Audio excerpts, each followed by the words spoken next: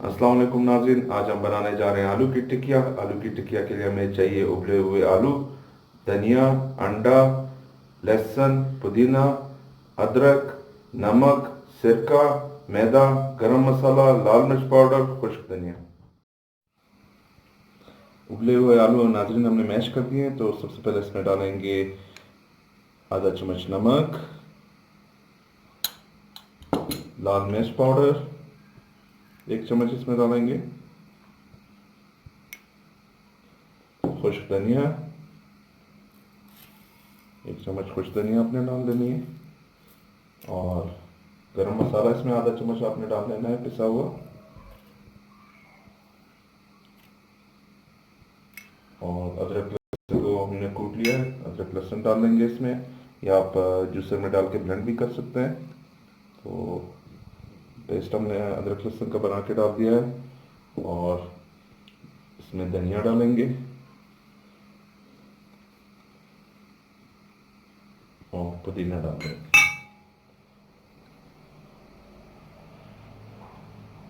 अभी इसको हम अच्छे से मिक्स कर लेंगे, और इसमें थोड़ा सा सिरका डालेंगे टेस्ट के लिए।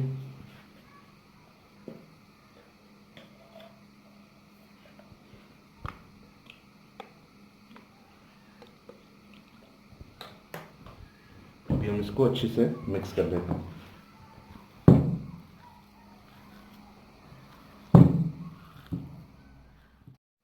थोड़ा सा मैदा मैंने प्लेट में छिड़क दिया है, और आलू हमारे अच्छी तरह से मिक्स हो गए हैं। तो इसमें आपने गुठलियाँ नहीं बनने देनी है, वो गुठलियों की वजह से टूट जाते हैं। तो अभी हम इसके टिकिया बनाते हैं और आपको दिखाते हैं। थोड़ा सा पानी में हाथ पे लगा लेता हूँ।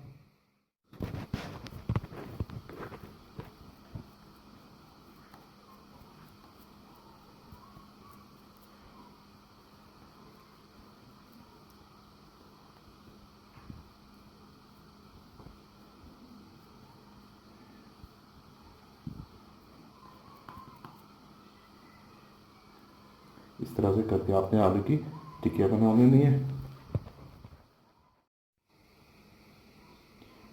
टिकिया हमारी बन चुकी है, तो अभी हम आटे को फेंट लेते हैं। अच्छी तरह से फेंट लें आप।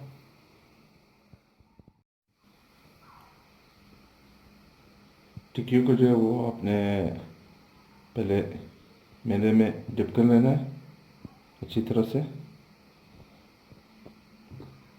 और फिर उसके बाद आपने इसको अंडे में डिप कर लेना है,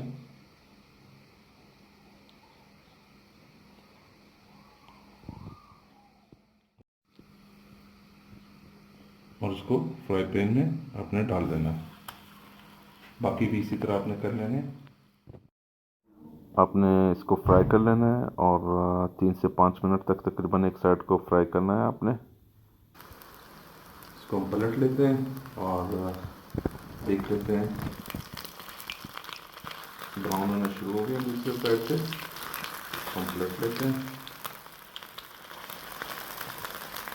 और इसको आपने डीप फ्राई नहीं करना है, तो आपने बस कुछ डाल देना है, और दूसरा साइड भी बन जाएगा। फिर इसको डिश आउट करके आपको दिखा देते हैं।